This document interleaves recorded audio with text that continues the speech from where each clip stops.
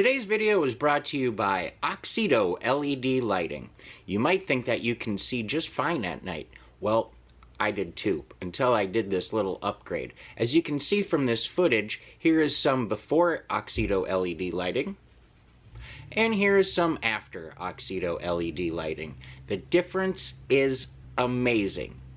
With high brightness and easy installation, Oxido LED lighting is definitely the route for you. They're easy to install, and they're available for all makes and models. Click on the link in the description below and enter promo code 612motorsports at checkout to get yourself 15% off. Now back to our video. Hello and welcome back to another episode of 612 Motorsports. We are at the annual Back to the 50's car event here in Minnesota. It's held at the State Fairgrounds. It's the largest car show in the Midwest. Be prepared for some excellent eye candy. Today I am joined by my brother and my father. It's kind of a guy's day out. We used to come here all the time.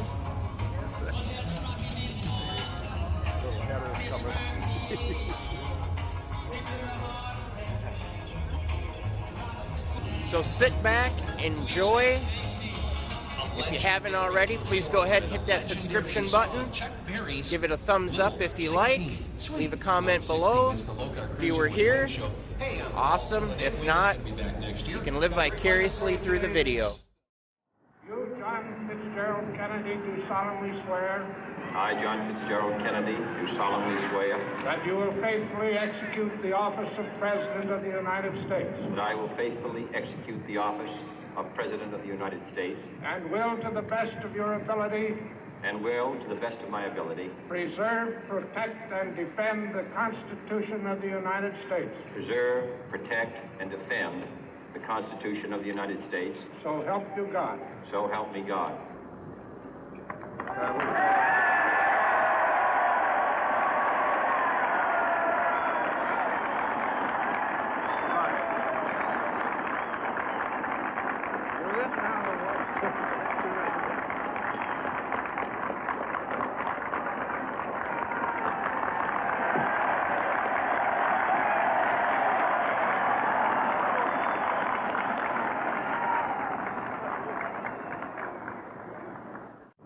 Vice President Johnson, Mr. Speaker, Mr. Chief Justice, President Eisenhower, Vice President Nixon, President Truman, Reverend clergy, fellow citizens. We observe today not a victory of party, but a celebration of freedom, symbolizing an end as well as a beginning, signifying renewal as well as change. For I have sworn before you and Almighty God the same solemn oath our forebears prescribed nearly a century and 3/4 ago. The world is very different now, for man holds in his mortal hands the power to abolish all forms of human poverty and all forms of human life. And yet the same revolutionary beliefs for which our forebears fought are still at issue around the globe. The belief that the rights of man come not from the generosity of the state, but from the hand of God. We dare not forget today that we are the heirs of that first revolution. Let the word go forth from this time and place to friend and foe alike that the torch has been passed to a new generation of Americans born in this century, tempered by war, disciplined by a hard and bitter peace, proud of our ancient heritage, and unwilling to witness or permit the slow undoing of those human rights to which this nation has always been committed and to which we are committed today at home and around the world.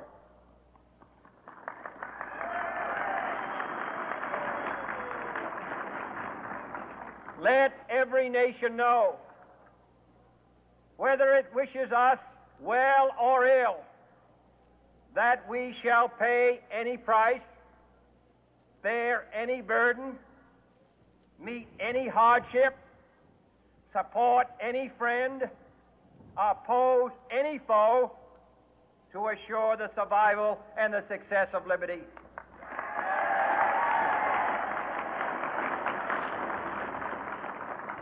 This much we pledge and more. To those old allies whose cultural and spiritual origins we share, we pledge the loyalty of faithful friends. United, there is little we cannot do in a host of cooperative ventures. Divided, there is little we can do, for we dare not meet a powerful challenge at odds and split asunder. To those new states whom we welcome to the ranks of the free, we pledge our word that one form of colonial control shall not have passed away merely to be replaced by a far more iron tyranny. We shall not always expect to find them supporting our view, but we shall always hope to find them strongly supporting their own freedom, and to remember that in the past, those who foolishly sought power by riding the back of the tiger ended up inside.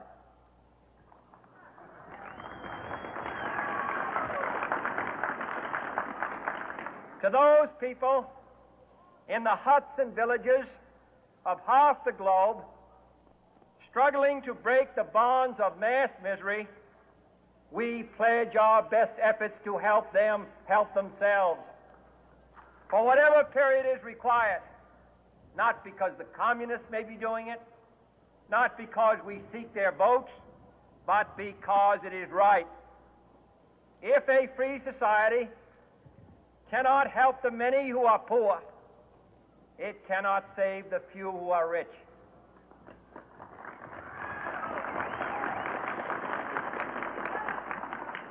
To our sister republics south of our border, we offer a special pledge to convert our good words into good deeds, in a new alliance for progress, to assist free men and free governments in casting off the chains of poverty.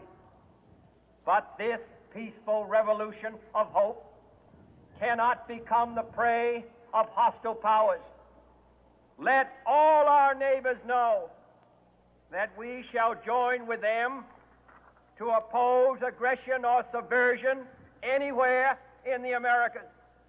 And let every other power know that this hemisphere intends to remain the master of its own house.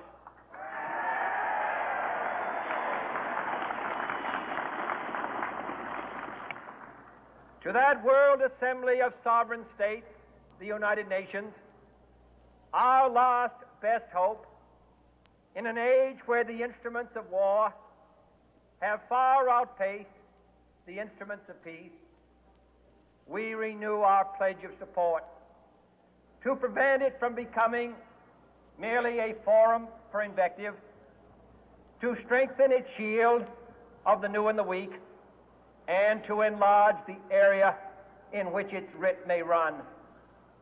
Finally, to those nations who would make themselves our adversary, we offer not a pledge, but a request that both sides begin anew the quest for peace. Before the dark powers of destruction, unleashed by science, engulf all humanity in planned or accidental self-destruction, we dare not tempt them with weakness, for only when our arms are sufficient beyond doubt can we be certain beyond doubt that they will never be employed. But neither can two great and powerful groups of nations take comfort from our present course, both sides overburdened by the cost of modern weapons, both rightly alarmed by the steady spread of the deadly atom, yet both racing to alter that uncertain balance of terror that stays the hand of mankind's final war. So let us begin anew, remembering on both sides that civility is not a sign of weakness, and sincerity is always subject to proof. Let us never negotiate out of fear, but let us never fear to negotiate.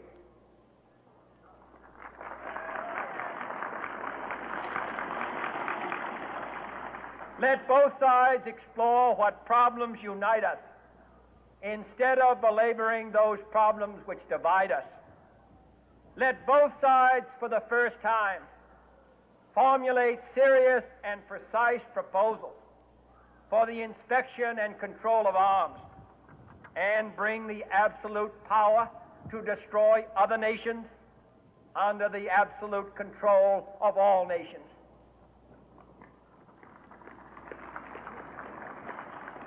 Let both sides seek to invoke the wonders of science instead of its terrors. Together, let us explore the stars, conquer the desert, eradicate disease, tap the ocean depths, and encourage the arts and commerce. Let both sides unite to heed in all corners of the earth the command of Isaiah to undo the heavy burden and let the oppressed go free. And if a beachhead of cooperation may push back the jungle of suspicion, let both sides join in creating a new endeavor, not a new balance of power, but a new world of law, where the strong are just and the weak secure and the peace preserved. All this will not be finished in the first 100 days, nor will it be finished in the first 1,000 days, nor in the life of this administration, nor even perhaps in our lifetime on this planet. But let us begin.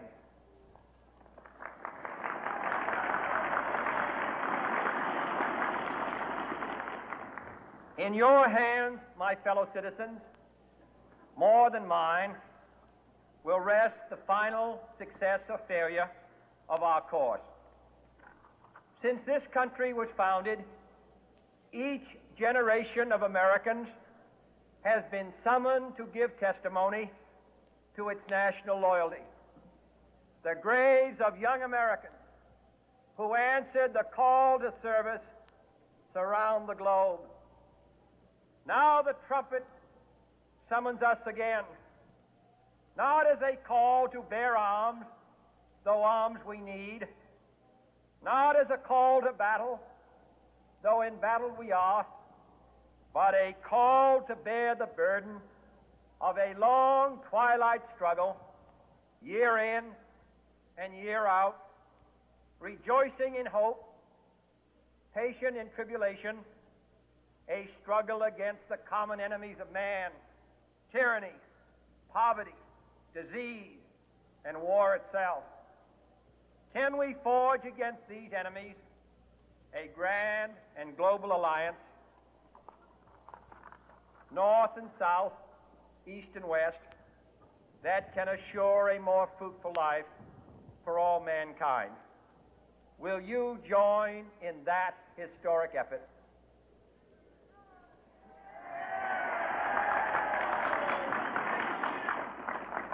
In the long history of the world, only a few generations have been granted the role of defending freedom in its hour of maximum danger.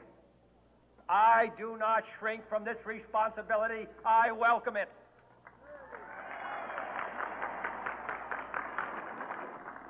I do not believe that any of us would exchange places with any other people or any other generation. The energy, the faith, the devotion which we bring to this endeavor will light our country and all who serve it. And the glow from that fire can truly light the world. And so, my fellow Americans, ask not what your country can do for you, ask what you can do for your country.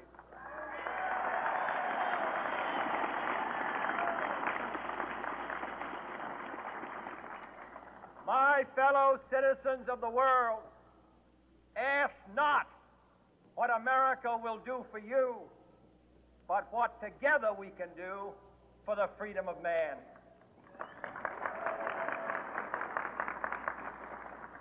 Finally, whether you are citizens of America or citizens of the world, ask of us here the same high standards of strength and sacrifice which we ask of you. With a good conscience, our only sure reward, with history the final judge of our deeds, let us go forth to lead the land we love, asking His blessing and His help, but knowing that here on earth, God's work must truly be our own.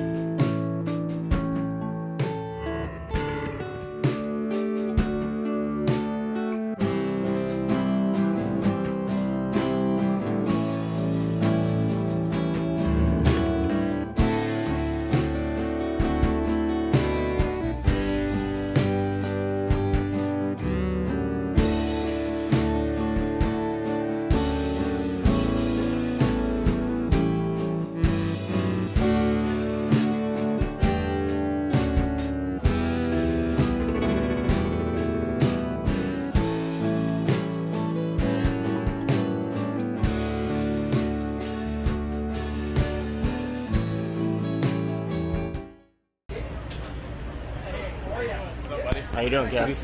You too.